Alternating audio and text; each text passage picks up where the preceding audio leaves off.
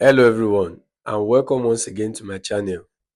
This time we are going to be looking at biology series for those students that are preparing to writing the forthcoming Post-Utme 2025 examination in various institutions. So this video lesson is not just for only a particular institution. It is for all institutions so long your institution is writing Post-Utme examination and you'd be tested in biology. This video is for you. Endeavor to watch this video to the very end because I'm going to be unraveling mysteries and some technical things pertaining to the world of biology. We are going to be looking at a total of 50 questions. So it's with my hope that immediately after we are done looking at these 50 questions, you would be able to attempt questions with ease when you start seeing questions in your forthcoming post-UTME examination. So do well to stay to the very end as I run through the series of these 50 questions. So starting with question 1. Question 1. All sepals collectively constitute a structure termed as dash. All sepals. So this should be taking our minds to flowers. And of course, we have four main halls of flowers. When I say walls of flowers simply means what constitutes a flower. And these walls of flower, they are split into four different parts. We have the outermost, we have the second, we have the third, and we have the innermost. Now, the outermost wall of a flower is called the calyx, while the second wall is called the corolla. Then the third wall is called the andresium. Then while the fourth wall or is regarded as the innermost wall is the gynecium. Now, if this is considered as the outermost, then what makes up the calyx? A collection of sepals form calyx. And sepals, they are actually what protects the flowers in their bud stage. Alright, so they are usually greenish in color. So a collection of sepals form calyx. Then a collection of petals, talking about the petals of flowers, form corolla. This is considered as the second hull, while this one is considered as the outermost hull. Don't forget that. The outermost wall, then the second wall, then the third wall is the andresium. Now this andresium is actually a collection of stamens, and when we say stamens, we are referring to the male reproductive part of a flowering plant. And what constitutes the stamen? We have the what? Anther and the filament. So the anther and the filament constitute the stamen, all right? So as the third wall of flowers. Then while the innermost wall is called the gynecium, and of course this gynecium is a collection of carpels. Now carpels are seen to be the female reproductive part of a flowering plant. And what constitutes the carpels? We have the ovary, then we have the style, and then we have the stigma. Now within the ovary we have the ovules. Now after fertilization, the ovules develop into seeds while the ovary develop into fruits. So these are just added facts that you need to take note of. So we have seen our answer has been revealed here, that all sepals collectively constitute a structure termed as, the answer to the question is what? Calyx, which is the outermost wall of a flower. So the correct option is option A. Then question 2. Question 2. The scientific study of how organisms interact with their environment is called dash. Now this question is supposed to be a walkover. Why? Because it's very easy. How do organisms interact with their environment, and what part of biology studies that aspect?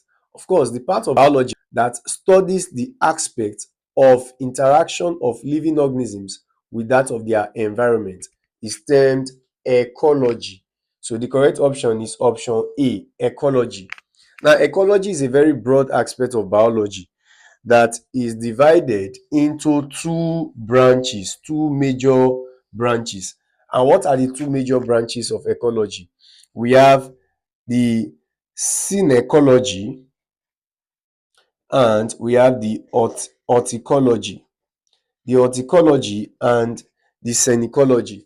Now, this synecology talks about studying different organisms with how they relate or they interact with their environment. That's for the synecology.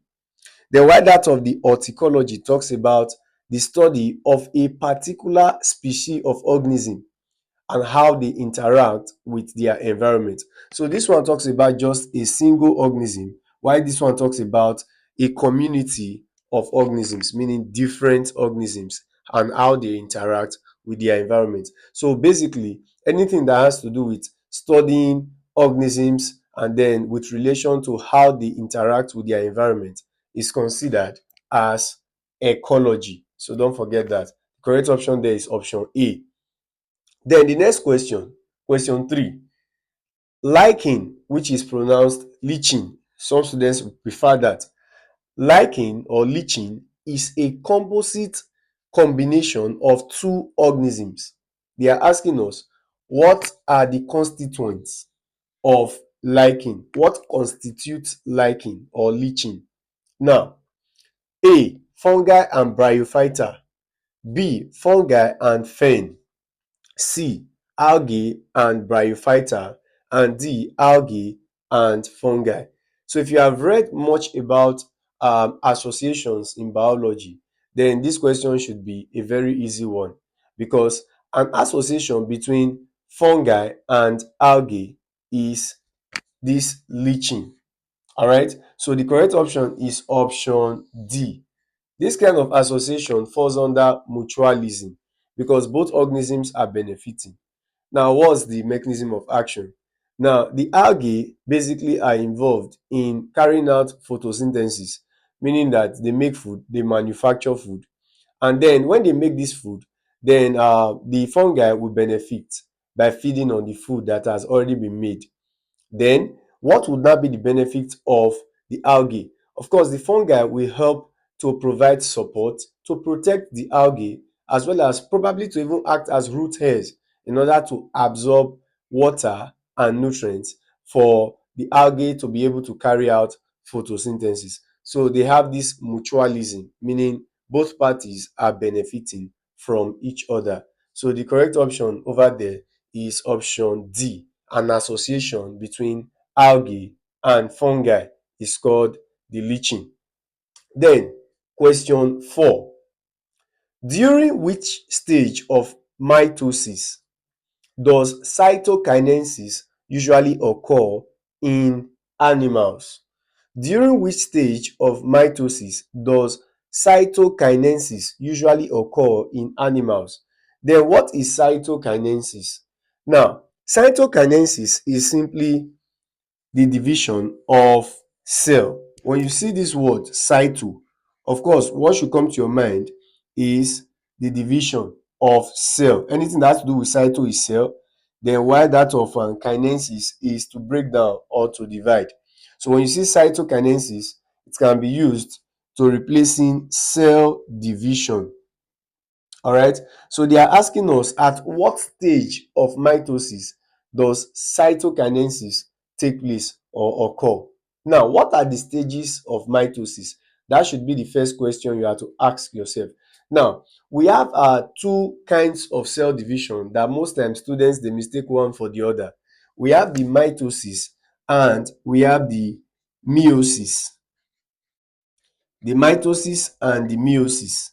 Now, meiosis occur in reproductive cells, then while mitosis occur in the somatic cells. That's talking about the body cells. So the one that takes place other than reproductive cell is actually what? The mitosis. And at the end of mitosis, you are going to obtain two diploid ductal cells. But at the end of meiosis, what you are to obtain is four haploid ductal cells. You see the discrepancy now. That one releases two diploid ductal cells, then while the other releases 4 haploid ductal cells. So don't make mistakes. All right. Then what are the stages of this mitosis? Now there's a code that you can use to easily remembering it, which is PMAT. This is a sequential order that the stages take place. Now that PMAT stands for something. And what's that? The P stands for prophase. The M stands for metaphase. A stands for anaphase. And T stands for telophase. So there's a particular stage that precedes these main stages, and it is called interphase. At the interphase, the cell grows, that's talking about the cell of the parent, it grows, and then DNA replication takes place in the interphase. Then the moment this happens, what will now occur at the prophase? Now chromatins of actually the replicated DNA would now condense and become visible. They condense to forming the visible thread-like structures called chromosomes. Now these chromosomes will now occur as pairs. Why? Because now when they come together, they now form a pair, meaning two. And when they come together, they cojoin at a point. That point is called the centromere. That is what connects the two sister chromatids. That's talking about chromosomes coming together now to form a pair. That's what takes place in the prophase. And not only that, another very important thing that occurs in the prophase is that the nuclear envelope will degenerate. All right, so it will gradually degenerate in the prophase. Then of course, in animal cells, now the prophase would actually result in the movement of the centrioles to opposite ends of the cell, talking about the poles of the cell. And when they migrate there, then their work basically is to start the formation of spindle fibers. So that's basically their duty too. All right. So these are the things that occur in the prophase. Then I can say that the setting up is actually prophase. Then at the metaphase, alignment will now occur. Remember that the chromosomes, they are occurring as pairs. They are identical pairs now. So they will now align at the center of the cell, meaning at the equator. They will stay and align at the equator. Remember, they are still joined at the centromere.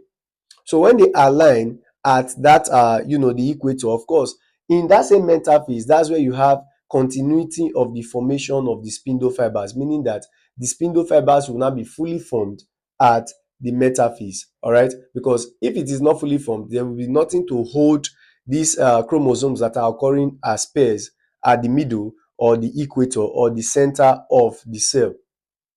The moment they are arranged there, it moves to the next phase. And what's the next phase? Separation, which is talking about anaphase. Now, the separation simply means that those sister chromatids that are occurring as a pair, identical pair of chromosomes that are aligned at the middle portion of what? Of the cell, they will not be pulled by the spindle fibers to opposite ends of the cell, talking about the poles. So that's what it means by separation. So when they are now pulled to opposite ends, remember that they are identical. So they will be having identical copies of genes. You get the point now? So after which, when they are pulled, there will be separation of the cell, meaning that nuclear envelope will now be gradually reappearing. That's at the telophase. And of course, these chromosomes will now be losing, their visibility, meaning that they will not be returning back to chromatin. You get the point now? So at that stage, then immediately after, there will not be cytokinesis. And that cytokinesis technically is not actually seen to be a stage of mitosis. It's not considered to be a stage technically, but though it occurs immediately after the telophase. But I can as well say that the telophase and that of cytokinesis, they are related because it's just quickly, I can say just a slight discrepancy in terms of the time with which telophase takes place and cytokinesis occur. So it's best to say that the cytokinesis occurs at the telophase.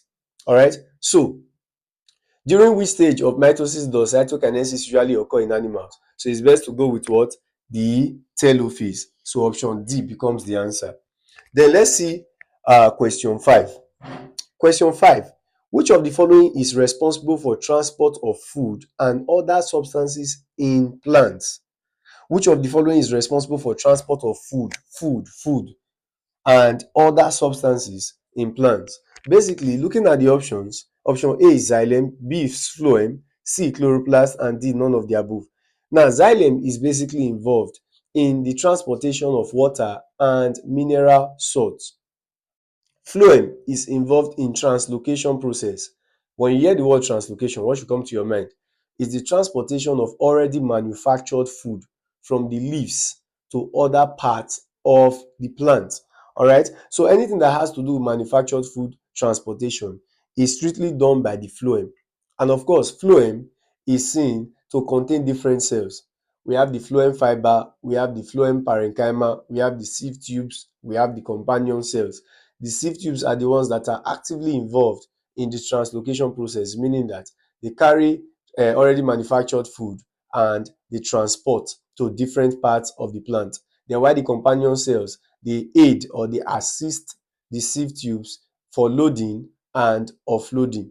That's why they are called companion. All right. So basically, the work of the phloem is to transport already manufactured food and other substances to different parts of the plant. So the correct option is option B. It can never be chloroplasts because the chloroplasts are actively involved in photosynthesis. The reason is because they contain chlorophyll, which is what traps sunlight energy. You remember that it is the chloroplast that is actively involved in the trapping of sunlight energy and utilizing the energy to producing food. And basically, the plant plastic involved in that is chloroplast. So don't forget that. All right. So the answer is phloem, option B. Let's see the next question. Question 6. An individual whose blood type is B may, in an emergency, donate blood to a person whose blood type is. So what this question is trying to let us know is that maybe somebody who is in an emergency condition that requires a donation of blood, and the person available happens to be a blood group B person. So what kind of patient would that blood group B person donate blood to and there would be no complications? So that's the question. Now, you ought to know that we have four types of blood groups. We have the blood group A, we have the blood group B, we have the blood group AB, and we have the blood group O. Now, the blood group O is considered as the universal donor. Universal donor, don't forget that. Then while the AB is considered as the universal recipient. Universal donor, universal recipient, AB. Now, A can donate blood to A and AB. B can donate blood to B and AB. AB can donate blood to just AB. Then while O can donate to all of them, meaning O can donate to A, can donate to B, can donate to AB, and can donate to O. Now, the reason why this guy is universal donor, which is O now, is because it lacks something. And what does it lack? It lacks antigen. Because what is considered of a donor's blood is the antigen. Then what is considered of a recipient's blood is the antibody. So since it lacks antigen, there would be no form of complications. Why? Because there are no antigens. But in the area of antibodies, that's to the recipient. That's the reason why AB is considered as universal recipient, because it lacks antibodies. So there will be no complications. All right. So it can accept from all, but it can only donate to itself. Don't forget that. That's for AB. While O is universal donor, it gives to all, but it only accepts from itself. You get the twist. Then B can donate to B and AB. A can donate to A and AB. O can donate to all, but can only accept from O. AB can accept from all, but can only donate to AB. You understand? So the question is, an individual whose blood type is B may in an emergency donate blood to a person whose blood type will be what? B and what? AB. So do we have anything like that there? Yes, AB or B. So option C becomes the correct answer. I hope that is clear. Then question 7. Which of the following is the largest phylum in the animal kingdom in respect of number species? Now, when we talk about the largest phylum, then you should take your minds to invertebrata series, talking about the invertebrates. And of course, we have different phyla. We have the phylum Arthropoda, we have the phylum Mollusca, we have the phylum Annelida, we have the phylum Platyhelminthes, we have the phylum Nematoda. We have quite a number of phyla. All right, but there is one that is considered as the largest phylum, and that happens to be the phylum Arthropoda. Do we have that in the option? Yes, and it's found in option D, the phylum Arthropoda. Now, why is the phylum Arthropoda seen to be the largest phylum? Now, considering the phylum Arthropoda, the reason why it is considered as the largest phylum is because it has different classes. We have the Myriapoda, we have the Arachnida, we have the Insecta, and we have the Crustacean. So the Myriapoda is divided into Chilopoda and Diplopoda. An example of a chilopod is centipede, diplopod is millipede. Then an example of arachnids, we have the spider, we have scorpions, we have ticks, we have mites. Then all insects fall under the class Insecta. Then for the crustacean, we have the prawns, the crab, the crayfish, lobsters. They fall under that category. But basically, the largest phylum remains the phylum Arthropoda. Option D becomes the answer. Then question 8. This question is very common in virtually many exam bodies. This question 8. Dash connects muscle to bones. Now, there are two ways that they can ask questions related to this. And what are the two ways? It's either they are asking you what connects muscle to bones, or they are asking you what connects bones to bones. Now, never should you mistake one for the other. What connects muscle to bones is called the tendons. But what connects bones to bones is called the ligament. So don't mistake one for the other. Bones to bones, ligament. Muscle to bones, tendons. So the correct option should be option D, because this question is muscle to bones. Assuming the question was bones to bones, then it would have been ligament. So don't mistake one for the other. That's the answer to the question. Then question 9. Excess of fat in the body is stored in dash. Excess of fat in the body is stored in dash. Of course, if excess fat wants to be stored in the body, it should be stored deep beneath the layers of the skin. That's talking about the areas around the subcutaneous layer. Now, there are particular tissues that are involved in storage of excess fat, and these tissues are called adipose tissues. They are seated in the subcutaneous layer of the skin. And now let's check whether we have options like that. Of course, it is found there, option A, adipose tissues. So the adipose tissues are actively involved in the storage of excess fat in the body. And of course, adipose tissues are actually examples of connective tissues. Just like we have the blood to be a connective tissue, cartilage, all those supporting tissues, bones, they are connective tissues. Even the areola, they are connective tissues. All right. So this becomes the answer to the question, adipose tissue. Don't forget that. Then question 10. The weight of the brain in the total weight of the body is about dash. Now, the weight of the brain, you see how small this brain is. The brain is small. But considering the weight is still small too.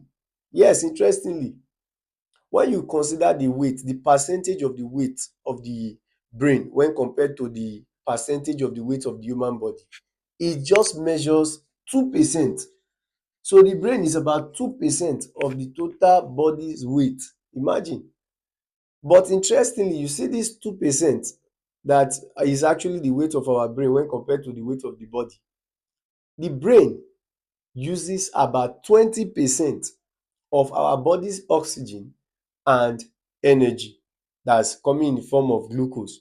So you see that as small as this brain, it utilizes most of our, our oxygen content that is found in the body. All right. So the correct answer to that question is 2%. So let's see the next question. Question 11. Which part of the brain plays an important role in motor control? When we say motor control, we are referring to movement, motion. All right. So they are asking us of the part of the brain that is involved in regulation of motion, like walking, movements, and talking about running, different anything that has to do with motion. The part of the brain that is involved in that. That's the question. And of course, the part of the brain that should be involved in that, talking about body positioning, body balancing, posture, is the cerebellum, not cerebrum. Never should you mistake cerebrum. We have cerebrum and we have cerebellum. Never should you mistake one for the other. The cerebrum, this one talks about the part of the brain that is involved in thinking, judgment, interpretation, analysis, anything that has to do with thinking, brain work, intelligent work is performed or carried out by the cerebrum. Even voluntary actions is performed by the cerebrum. Then while cerebellum is involved in body positioning, body balancing, talking about the fact that it has to regulate walking movement. As a matter of fact, fun fact, this guy cerebellum is also called the little brain. So in case you see a question on that, what part of the brain is called the little brain? Is the cerebellum.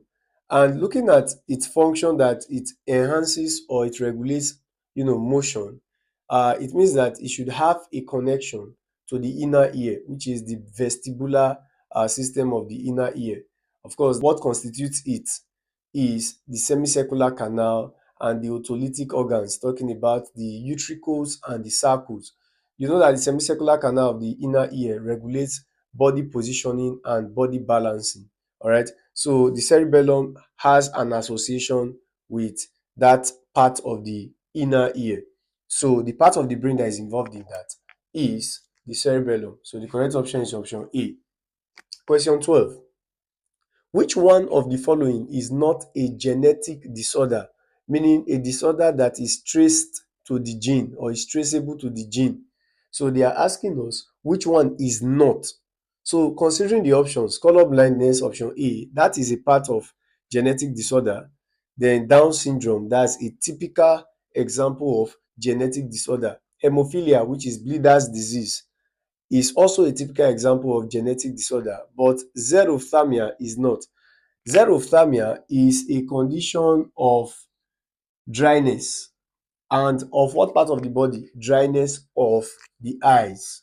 All right. So it affects the eyes. Anything that has to do with zero, when you see the word zero, it has to do with dryness or aridity. Then looking at this has to do with the eyes. And this condition is caused when there is deficiency of vitamin A. So it can result in damage done to the lacrimal gland, which is also known as the tears gland. And then it will now result in an inability of the lacrimal gland or the tears gland to secrete or produce tears, thus resulting in the dryness of the eyes. It ultimately results in blindness. All right. So that is not a genetic disorder. So the correct option is option D. Question 13. What is the study of fungi called? What is the study of fungi called? A. Entomology. Entomology is the study of insects. So this is far from it. Then B. Ichthyology. Ichthyology is study of fishes. So it's still out of it. C. Mycology. Mycology is the study of fungi. Fungi. Then herpetology is study of amphibians, talking about the reptiles, the amphibians, they fall under that category. That's herpetology. So the correct option is option C. So it is not fungology as the study of fungi, it is called mycology, as opposed to you having the study of bacteria as bacteriology, study of virus as virology. Then the study of fungi is not fungology, is mycology. Important fact, mycology being the study of fungi, if you should remove just this C, you'll be left with myology. And myology is the study of mozo. So you can still include this. You can take note of that, all right? Then, question 14. If cells are kept in some solution and the net result is that the cell swells up, then the solution is dash. Now, for a cell to swell up, it means that it must have absorbed enough water. Alright, so if it absorbs enough water, it means the solution should be having more water. So any solution that has more water and less solute is said to be called hypotonic. Hypotonic. Hypo, more water, less solute. Then hyper, more solute, less water. Iso, at equilibrium. Alright, so if it is hypo, it means the cell that is placed in hypotonic solution would absorb enough water because you have more water in the solution. So the correct option should be option C.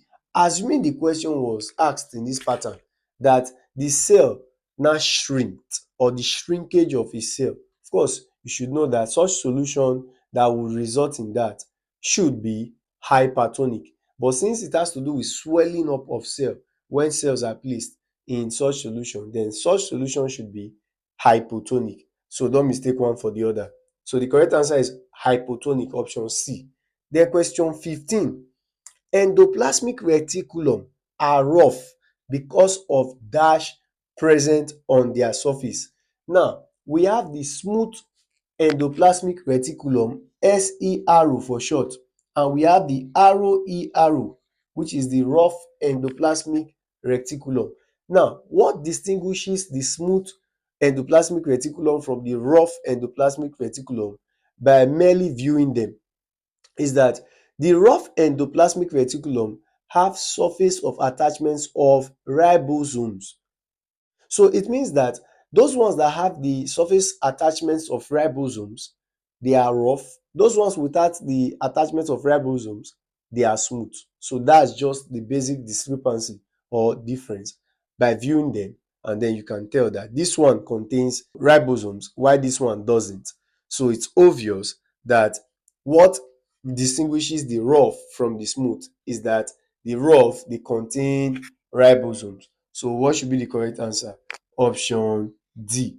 And of course, you know that the ribosomes are cell organelles that are involved in protein synthesis, not photosynthesis. Remember, that of photosynthesis is to chloroplast. Then protein synthesis is primarily done by the ribosomes. All right, so take note of that. Let's see the next question. Question 16. The largest cells in mammalian blood are. Now, when we talk about cells in the blood, you know that we have different blood cells. We have the red blood cells, RBCs for short, also known as the erythrocytes. Then we have the white blood cells, the WBCs. Then they are also called the leukocytes, and we have the platelets. The platelets. Now, the question is the largest blood cells. So, talking about the largest blood cells, of course, we know that the white blood cells are considered as the largest. Then, of course, the smallest are the platelets in terms of size. The most numerous are the red blood cells.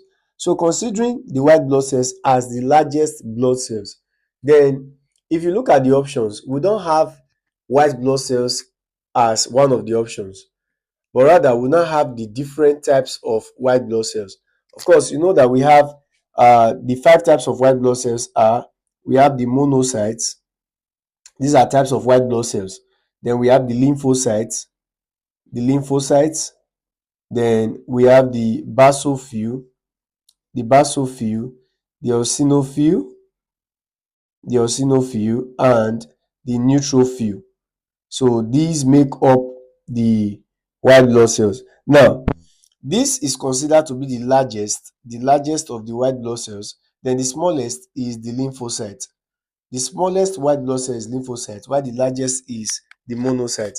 So, and generally amongst all the blood cells, the largest amongst them is the white blood cells. So the largest of the white blood cells happens to be monocyte. So it's logical to say that the largest blood cell happens to be monocyte. So the correct option to this question is option B. All right. Then let's see question 17. Which of the following is an example of tissue? This question is a very cheap one. A. Brain. Brain is not a tissue. Brain is an organ. B. Blood. Blood is not an organ, is not a cell, but rather it is a tissue. So this is the correct answer. Let's check C and D. C. Liver. Liver is an organ. Kidney is also an organ. So the correct option is option B, which is blood as a tissue. Then question 18. The structure in cells which contains light absorbing pigment is dash. Now when we say light absorbing pigment, we are simply referring to chlorophyll. Chlorophyll is simply a light absorbing pigment. It's a greenish pigment at that. And where can you find it? I once mentioned about that the chlorophyll is found in the chloroplast, and it is in the chloroplast that photosynthesis occurs. So the light absorbing pigment is found in where? It's found in the chloroplast. Chromoplast exists, but it's only found in flowers. As a matter of fact, it contains petals, and of course, petals contains beautiful colors. What brings about that beautiful coloration in flowers is actually presence of petals, and the petals, they are found in the chromoplast. Of course, a collection of petals, remember when I started this video lesson, forms what is known as the second wall of flower, and which happens to be corolla, and that's actually the conspicuous part, or is the part that is so attractive to insect pollinators.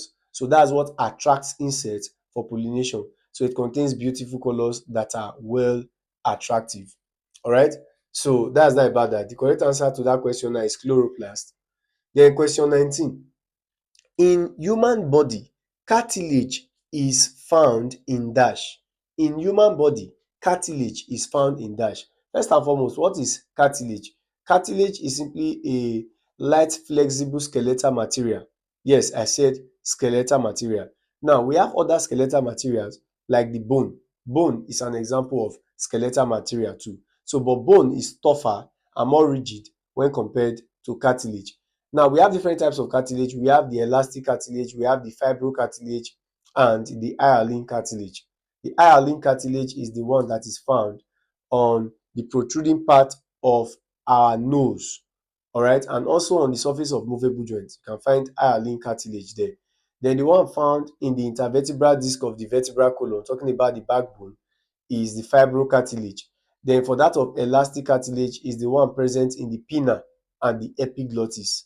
The pinna is actually the external ear, or you can as well say that it is actually that flexible part that makes up the external ear, and the cartilage there is elastic cartilage. So in the human body, cartilage is found where? You can find cartilage in the ear, you can find it in the nose, and like I made mention of, the nose contains what cartilage? It is hyaline cartilage. So the correct option is option B, the nose. The others, they don't possess cartilage.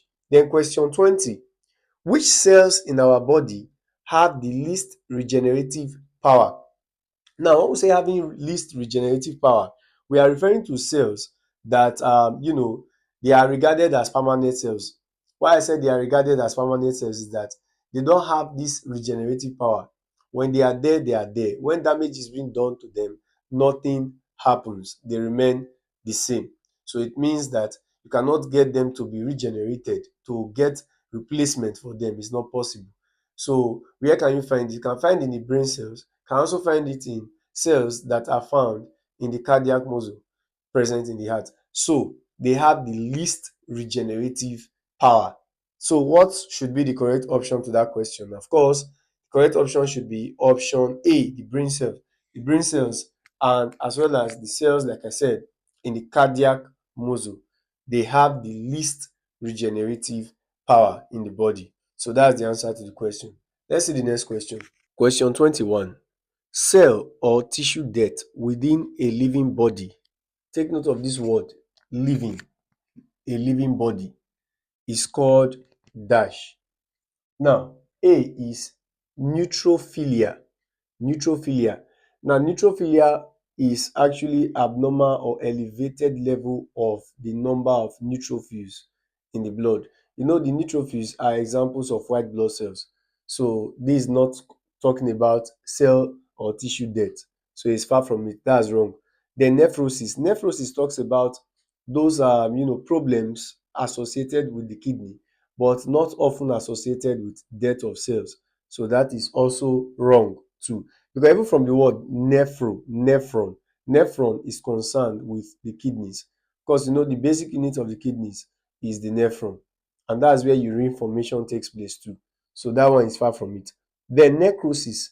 Necrosis is the right answer because necrosis actually talks about the death of cells and tissues. And this process is actually an uncontrollable process. It just occurs maybe due to infections, exposure to toxic substances or toxins, and quite a number of things that may cause such to happen. Then neoplasia. This is actually known as new growth. But this new growth is actually to the negative, talking about the new growth of tumors, can come in the form of tumors. You understand? So that one is not talking about death, talking about cell death or tissue death. So the correct answer to the question is necrosis. Question 22. The main function of white blood cells in the body is to dash. Of course, we know the white blood cells are actively involved in fighting infections. All right. So they are like our body immune system. So they boosting your body immune system to help to fight against infections. So that's the basic duty of the white blood cells. While that of the red blood cells, they are responsible for carrying oxygen around the body. So option A, carry oxygen. That's the function of the red blood cells. Then option B, help in clot formation. That's the function of the platelets because they are involved in blood clotting process. Then option C, produce more red cells. That's far from it. That's not even part of it. Then option D, protect body against diseases. Of course, that should be the right answer because they protect the body against diseases by fighting against infections. So option D becomes the right answer. Question 23. Which one of the following cells produces antibodies? Now, the white blood cells, they are involved in that, but not all types of white blood cells.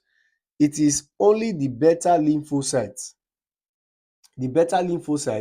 that are involved in the production of antibodies. So basically, when they produce antibodies, it is for the antibodies to fight against the antigens of pathogens.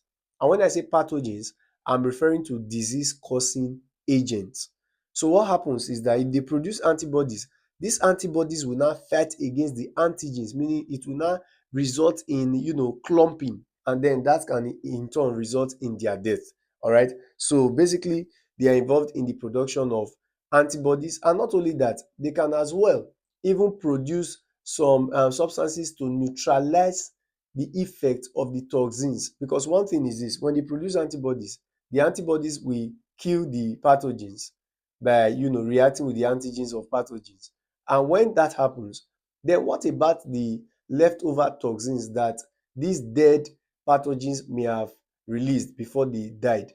Of course, what would now bring about neutralizing the effect of these toxins is still done by the lymphocytes. All right. So basically, it is the lymphocytes that are involved in the production of antibodies. So option D becomes the right answer.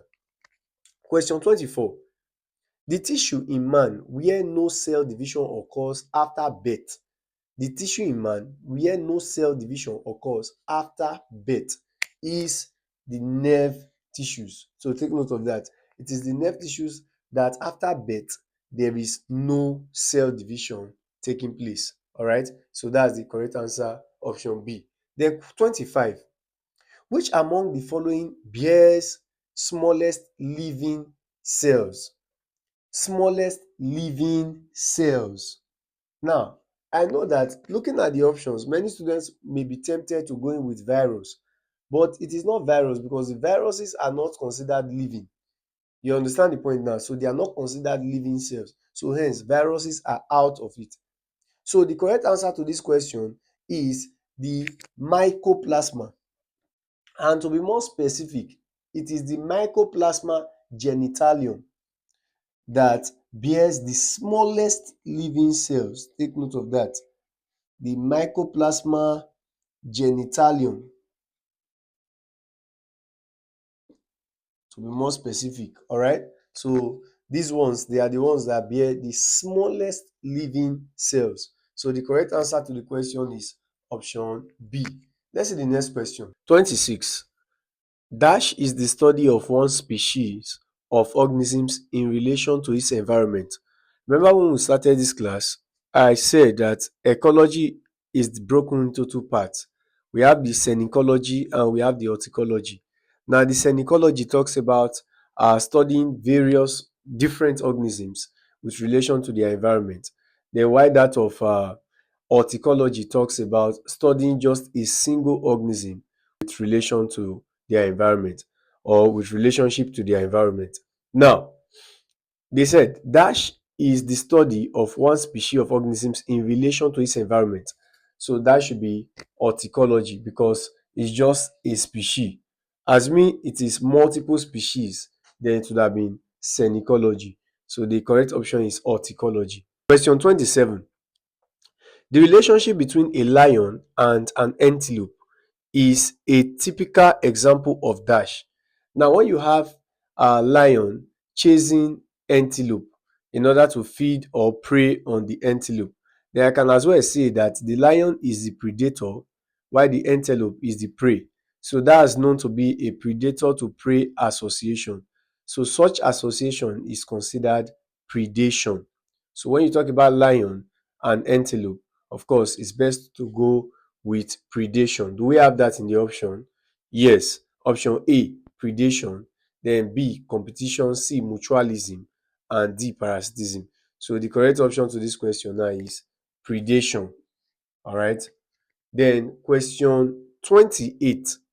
A function of the hydrochloric acid produced in the human stomach during digestion is to dash. Remember that in the stomach we have dilute hydrochloric acid. And what is the function of dilute hydrochloric acid? It's actually to stop the action of ptyalin, because remember that in the mouth we have ptyalin, and ptyalin functions best in an alkalinic medium. You know, in our mouth is alkalinic medium, then while the stomach is acidic. So any food material that passes through the mouth would mix up with the alkalinic medium of the mouth, and then when it moves from the mouth and it enters into the stomach, now it means the acid in the stomach would stop the action of ptyalin that is present in the food material coming from the mouth.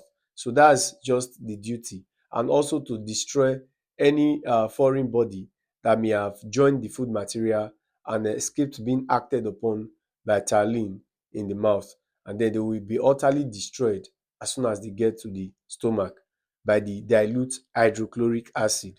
So the function of the hydrochloric acid produced in the human stomach during digestion is to dash A, neutralize the effect of bile. That's way far from it. It's not correct. Then B, coagulate milk protein and emulsify fat. That's still very, very wrong. Coagulation of milk protein is primarily done by renin in the stomach. Then, of course, emulsification of fats and oils is done by bile. So that's not the function. Then C, stop the action of ptyalin. And D, break up food into smaller particles. The correct option is option C, stopping the action of ptyalin. So question 29. Which of the following is a polysaccharide? This one is a very cheap question. Monosaccharides, they are 1 unit sugars. Disaccharides, they are 2 unit sugars. Then polysaccharides, they are many unit sugars. Classical examples of polysaccharides include starch, cellulose, glycogen, inulin, alright, chitin. Those are polysaccharides. Then for monosaccharides, we have glucose, we have galactose, we have fructose. Disaccharides, we have maltose, we have lactose, and we have sucrose. So that of polysaccharides, we have the starch, the cellulose, the glycogen, and the rest. So the correct option to the question should be cellulose. Maltose is a disaccharide. Sucrose is a disaccharide. Then glucose is a monosaccharide. So the correct option is cellulose. And of course, cellulose is actually an unbranched polysaccharide. Take note of that. And is often used for wood pulp, meaning paper making. Then it's found in the cell wall of plants too. Yes, that's why most times they will say cellulose cell wall, meaning the chief constituent of the cell wall of plant cells is actually cellulose. Question 30. The most important hormone that induces the ripening of fruits is dash. The most important hormone that induces the ripening of fruit is dash. A. Cytokinesis. B. Indole acetic acid. This is a naturally occurring form of auxin, growth hormone. So this is not part of it. Then cytokinins is involved in cell division. It's not part of it. Then gibberellins is involved in stem elongation, especially in dwarf plants. That's not part of it. Then ethylene is primarily involved in induction or inducing or hastening the quick ripening of fruit. Another name for ethylene is ethene. Ethene and ethylene, they are the same. So if you hear of any hormone that should be primarily involved in inducing the ripening of fruit, it should be ethylene. So the correct option is option C. So let's see the next question. 31. Metabolic production of urea is carried out in the dash. A. Urinary bladder and kidney. B. Pancreas. C. Kidney and Mappesian tubule. And D. Liver. So what they are asking us here is that what organ of the body produces urea? That's the question. Never should you mistake urea for urine.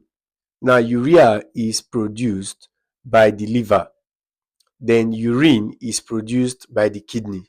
So you must know the discrepancy, that urea is produced by the liver and by a process called deamination. That's the mopping up of excess amino acids. We don't have storage cells for them. We don't have storage tissues for them in the body.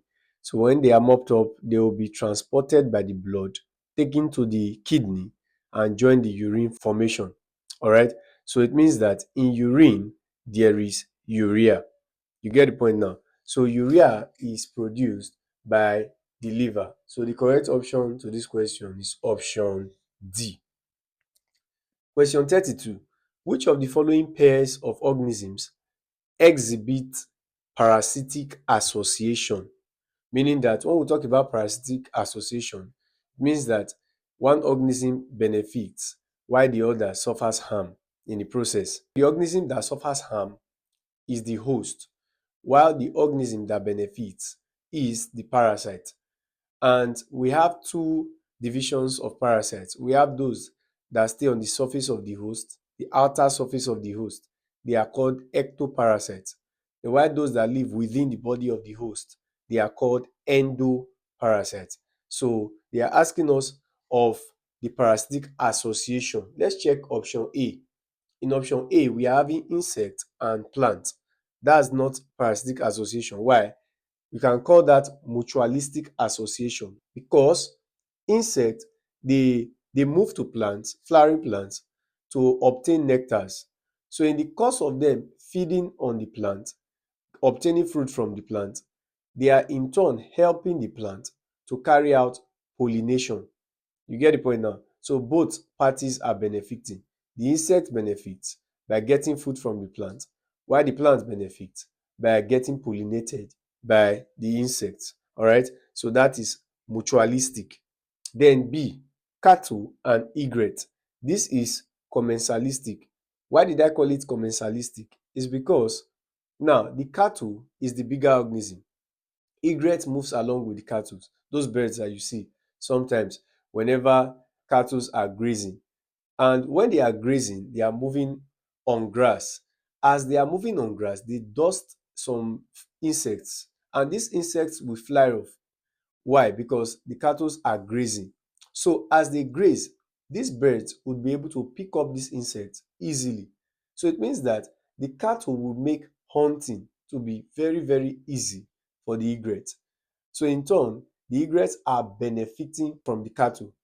You get the point now? But are the cattle benefiting from the egret?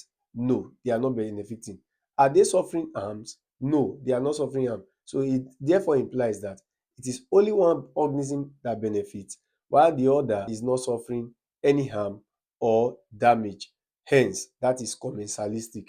And never should you mistake that for oxpecker and cattle association, because that of the oxpecker, they are like the tick birds that they tend to pick off ticks from the bodies of cow. And when they do that, they are trying to help the health standard of the cattle. Then of course they are benefiting in that sense, in that they are getting food from the cattle. So it means they are getting food from the cattle, and then they are improving the health of the cattle. So it means getting food is that they are benefiting, while improving the health of the cattle means the cattle is benefiting. Such association, you can call it mutualistic. Alright. Then shark and remora fish, option C, that's commensalistic. Why? The remora fish is a smaller fish. It tends to hold fast to the shark's dorsal fin, and then what happens? It tends to benefit from the shark, in that the shark protects it, and also it feeds from the scraps of the meal that falls from the shark's leftovers. Alright, so those scraps, it feeds from it. Hence, it is actually benefiting, but the shark is not benefiting. The shark is not suffering harm. So you can as well say that such association is commensalistic. Only one benefits, but not at the detriment of the other. You get the point now? So it benefits protection and also feeding. That's commensalistic. Then D, fly and cattle. Would you call this parasitic? Of course, yes.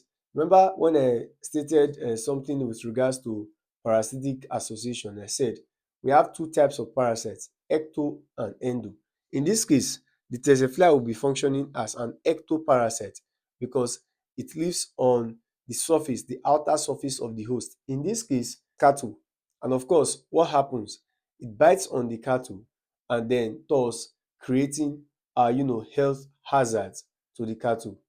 And by so doing, then the cattle will suffer harm in the process. Of course, you know that this fly is responsible for causing sleeping sickness, which is also known as trypanosomiasis. Alright. So when it causes that on the cattle, of course it benefits by sucking the blood of the cattle and then causing harm to the cattle. So the cattle is now like functioning as the host, while this one functions as the ectoparasite. So the parasitic association here is fly and cattle. Then question 33, suture joint is found in the dash. Suture joint is found in the dash. When we say joint generally, we are referring to a point where two or more bones meet or articulate. And when we talk about the two divisions or two broad types of joint, we have the movable and immovable joint. The movable joints are the joints that permit movement in directions.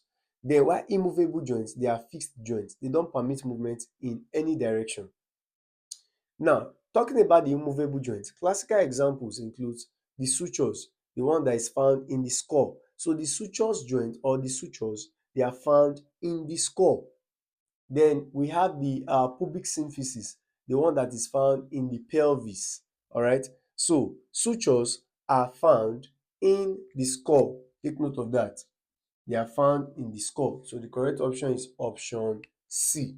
And they are examples of immovable joints. Don't forget that. Question 34. The organelle responsible for osmoregulation, meaning regulation of salt and water balance, osmoregulation in paramecium. Talking about those lower organisms, lower unicellular organisms. Now, the organelle that is responsible for carrying out osmoregulation is the contractile vacuole. Don't forget that, contractile vacuole for lower unicellular organisms. So the correct option here should be option C.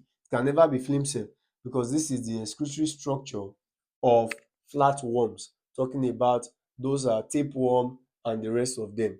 Alright, flatworms under the phylum Platyhelminthes. Then nephridia, that's the excretory structure of annelids like earthworm.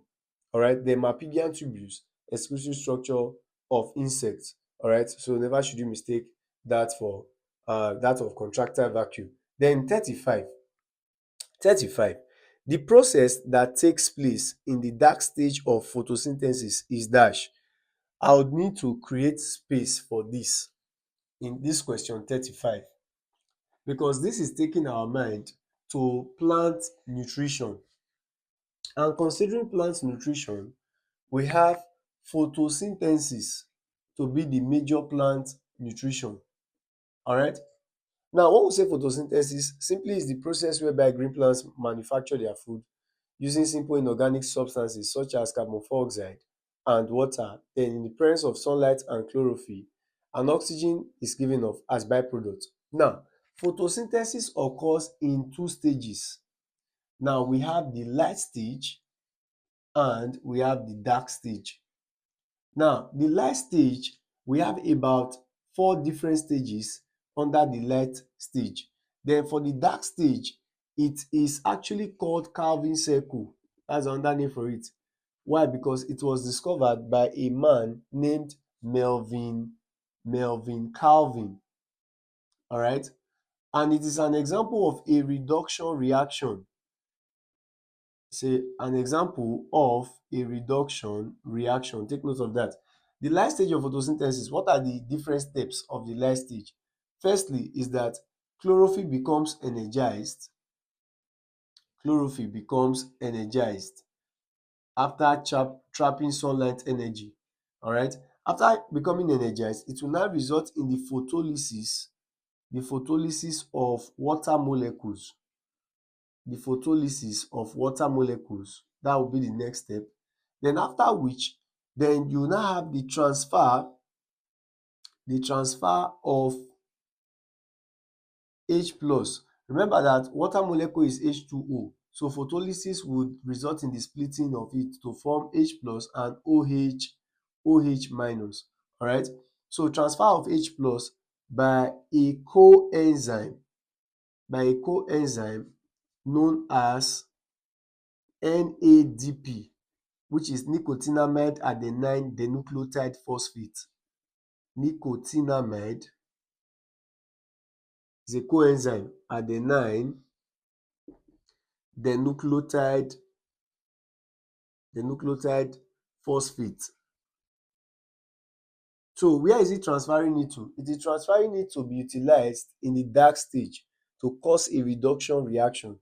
Then lastly, there will be the formation of energy in the form of ATP.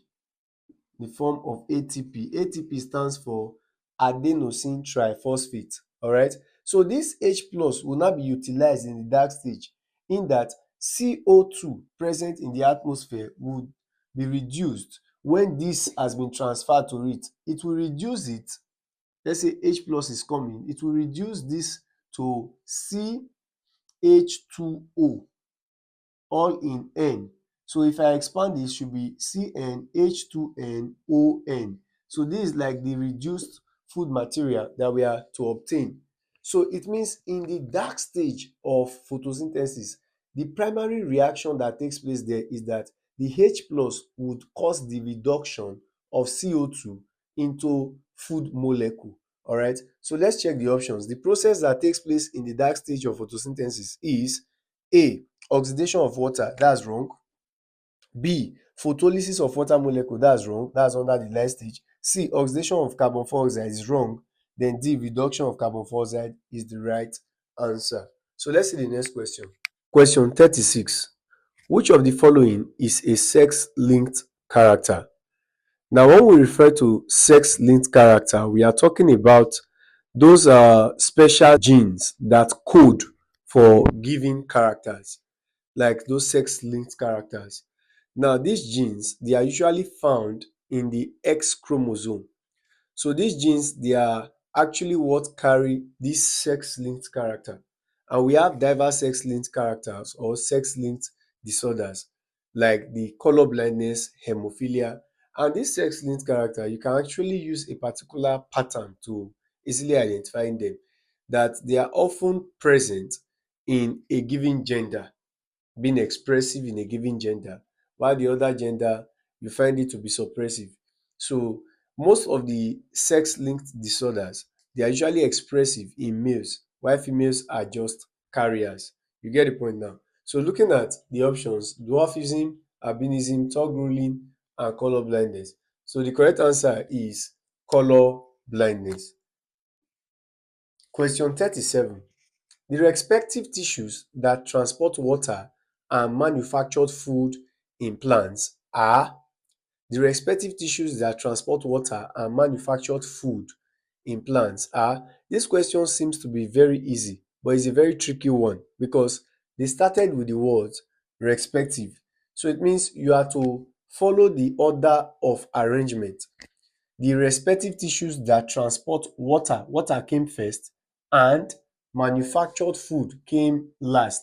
So what supporting tissue or what vascular tissue now transports water in plants? It is obvious is what? Xylem. Remember I said xylem transports water and mineral salts. Then what about manufactured food? By translocation process, it is being transported by the phloem. Alright, so you have to arrange it in this order of xylem and phloem. First thing first. So is it option A, xylem and phloem? Yes, that should be the answer. But we still have another xylem and phloem in option C, but this time the phloem now came first before xylem, which makes it to be wrong because they started with the word respective. So water came first before manufactured food. So water is to xylem while manufactured food is to phloem. So the correct option is option A. 38. The soil type with the least ability to retain nutrients is dash. Now, if you check the options, we have sandy loam, we have clayey loam, we have loam, and we have sand. Now, the soil that would be having the least ability to retain nutrients must be the soil that possesses the largest pore spaces. Because if a soil possesses very large pore spaces, then it won't be able to retain much nutrients. You get the point now? So hence, which one should be having the largest pore spaces amongst these options? Of course, it's obvious is what? Is sand, the sandy soil. That's the reason why it's very difficult for you to find sandy soil to be rich in nutrients because of their large pore spaces. Alright, so the correct option is D, sandy soil. Then 39. The vertebrae that allows the skull to nod and rotate are the vertebrae that allows the skull to nod and rotate are, we have the cervical, we have the thoracic, we have the lumbar, we have the sacral, and we have the caudal. In man, this is 7, 12, 5, 5, 4, a total of 33. So in man, there are 33 vertebrae. Alright, then we have that of 7 going to the cervical, then thoracic is 12, lumbar 5, sacral 5, and caudal 4. So this is found in the neck region. This is chest region. This is loin or abdominal region. This is the hip region, and while this one is the tail region. Where can you find the atlas and the axis? They are found in the cervical vertebrae, and this cervical vertebrae is present in the neck region. The first cervical vertebrae is the atlas. The atlas is the first, while the axis is the second. This is first and this is second. Now, this atlas, it permits nodding movement of the head. Then while that of the axis, it permits rotatory movement or rotation of the head. Alright, so it is the atlas and the axis that are involved in nodding and rotatory movement of the skull. So the correct option is option C, axis and atlas. Alright, then question 40. The component of the cell that determines paternity resides in the dash. The component of the cell that determines paternity resides in the dash. Now, where can you find the component that determines paternity? When we say component that determines paternity, we are simply referring to the DNA, because DNA is what is often used to determining paternity, whether indeed this man is truly the father of the child or the children. Alright, and of course DNA stands for deoxyribonucleic acid. Alright, so that's the full meaning of DNA. And this DNA, where can you find it? You can simply find it in the nucleus of the cell. And of course, now the correct answer to this question should be the nucleus. So it's found in the nucleus of the cell. That's where you can find the DNA. So let's see the next question. 41. Morphological variations in human includes. When we talk about morphological variations, we are simply referring to variations that talk about body forms and structure. Now, we have two broad divisions of variations. We have the morphological and we have the physiological. Physiological is concerned with the behavioral activities, talking about functions of individuals. All right. Then while that of morphological talks about changes in the body form and structure, talking about height, talking about size, and talking about color. So let's see. Morphological variations in humans includes dash. A, we have height. This is morphological. Skin color is morphological, but tongue rolling is physiological. So A is wrong.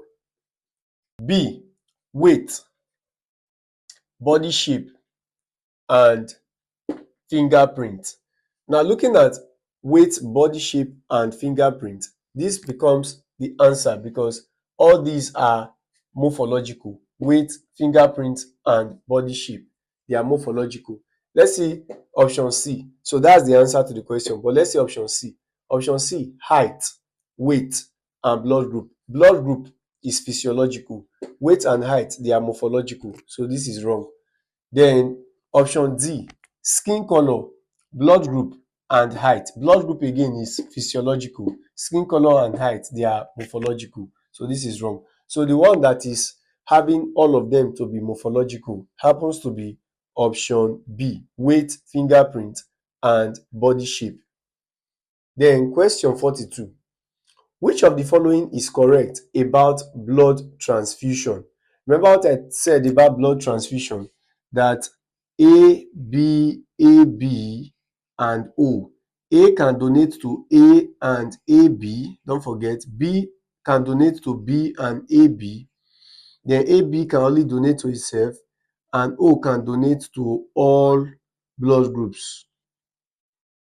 So take note of that. Then let's see which of the following is correct about blood transfusion. A, blood group AB can only receive from blood groups A and B and not from blood group O. No, that's wrong because blood group O is a universal donor. So A is wrong. Option B, group O can receive from groups A and B and from AB. Group O can only receive from group O. So it means that O can donate to O and can only receive or accept from O. So B is wrong. Then option C, group B can only donate to blood group B and not AB, which is wrong too, because of course it can donate to B and what AB. So it's wrong. That's option C wrong. Then option D, group O can donate to groups A, B, AB, but cannot receive. Would that make sense? Of course, yes. Why? Because it can donate to A, to B, and to AB, but it cannot receive from any of them. It can only receive from O, which is correct. All right, option D is the right answer. Then question 43. The pancreas secretes enzymes for the digestion of dash. In the pancreatic juice, it contains enzymes that digest carbohydrates, proteins, and fats and oils. How? Now, it contains enzymes called trypsin. Trypsin acts on proteins. Then it contains enzyme called amylase. Amylase acts on carbohydrates. And it contains lipase. Lipase acts on what? On fats and oils. Alright, so the correct option should be the one that contains fats, proteins and carbohydrates. Option A is the best, because B is fats, vitamins and cellulose, which is wrong. Then option C is fats, carbohydrates and vitamins, wrong. Option D is proteins, cellulose and minerals, wrong. So the correct option is option A. Then 44, the causative agent of bird flu is a dash. Now, another name for bird flu is avian influenza, alright, and it is being caused by orthomyxovirus. So hence, the causative agent of bird flu is virus. So it's a viral disease. Alright, so take note of that. Then let's see the next question. Question 45. Which of the following is a major cause of constipation? Constipation is actually associated with inability to stool properly, a situation whereby you are experiencing tightness in your bowels around your stomach region, and then indigestion too. So what may possibly be the cause is what they are asking us here. So these are the options. Option A, lack of roughage. B, lack of vitamin B. C, excess vitamin E. And D, lack of salt. The best option to go with in this case is lack of roughages, because the roughages are like indigestible fiber active materials that when consumed it tends to what? To prevent constipation. Alright, so when it is deficient in one's diet, it can result in constipation. So the best option to go with in this case is option A, lack of roughages.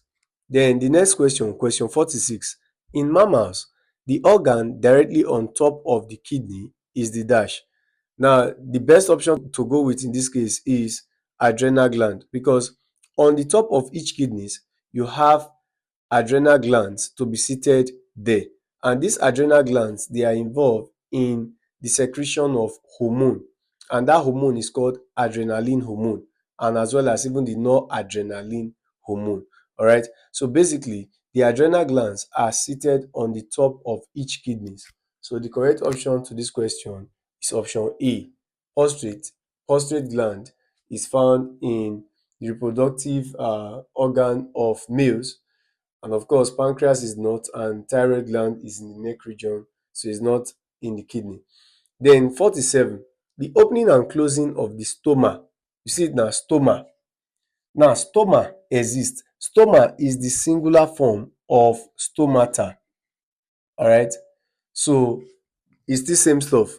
The opening and closing of the stoma are regulated by dash.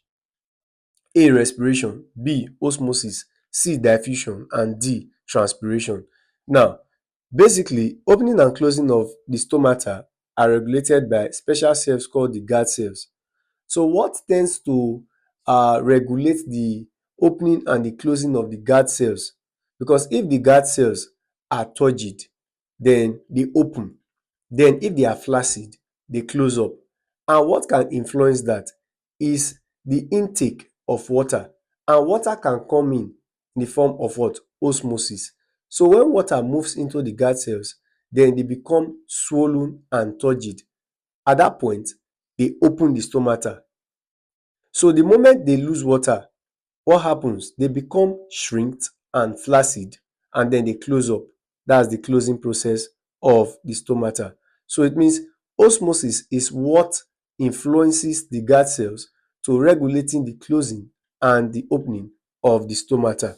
Alright, so the correct option to this question now is option B, osmosis. Then question 48. Which of the following is lacking in the diet of a person having kwashiorkor? Now, deficiency of what results in kwashiorkor? In adults, deficiency of proteins results in kwashiorkor. Then in children, it results in a condition called marasmus, which is children between the ages of 0 to 1 year oftentimes experience such. That's children that experience deficiency of protein in their diet. It results in the condition called marasmus. Then in adults, deficiency of proteins can result in kwashiorkor. All right. So the best option to go with is option A.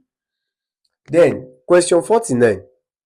The main component of an arthropod skeleton is, remember that arthropods are known to possess exoskeleton, and in some texts they will say exochitinous skeleton. So the main skeletal material found in exoskeleton is chitin. All right. So the best option to go with is option B, chitin.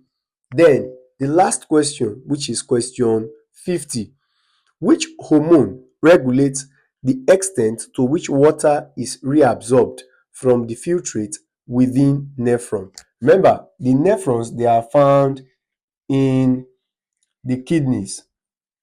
And of course, if the nephrons are located in the kidneys, what's the function of the nephron in the kidneys? Now, the nephrons are considered to be the basic unit of the kidneys, and it is where urine formation occurs. So, what they are asking us is, what hormone regulates the extent to which water is reabsorbed from the filtrate within the nephron? Of course, the hormone that is actively involved in the reabsorption of water is actually ADH, which is secreted in the posterior pituitary gland. So it is secreted by the posterior pituitary gland. Of course, we have the anterior pituitary and we have the posterior pituitary. So it is secreted by the posterior pituitary gland. All right. Remember that the pituitary gland is called the master gland. So this posterior pituitary gland secretes two hormones. And what are the two hormones? We have the ADH and we have the oxytocin hormone. All right. ADH is called antidiuretic hormone. It has another name. Another name for ADH is called vasopressin. So in case you are asked a question with regards to another name for ADH, go with the one that contains vasopressin. All right. That's another name for ADH. And looking at its role, how does it work? Antidiuretic. Anti means against. Diuretic is coming from the word diuresis. And of course, diuresis has to do with urination. So it means it is the hormone that goes against urination. How does it go against urination? You know that the chief constituent of urine is water. So it means if ADH is going against urination, it means that it should reduce the amount of urine that would be produced, all right, by simply what? Reabsorbing water back into the body, all right, from the kidney tubules.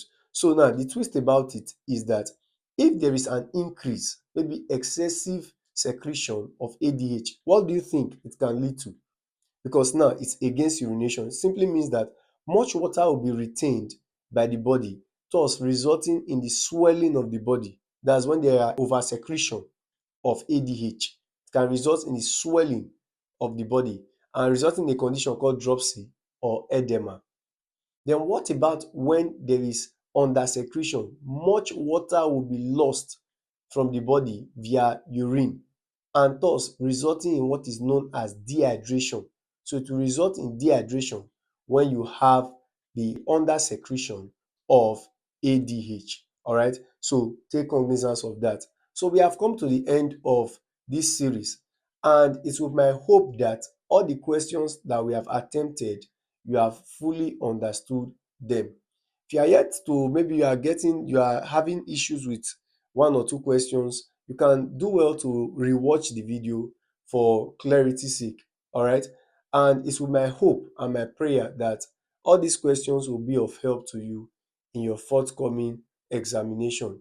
If you are yet to be a subscriber of this channel, do well to hit that subscribe button. If you find this video helpful, you can hit the thumbs up button, meaning the like button, and you can decide to share the video too to your friends for them to be, aware of what is going on in this community, this channel, so as for them to benefit the way you are benefiting too. I wish you guys all the best and stay glued to this channel as more videos are yet to come. Thanks for watching.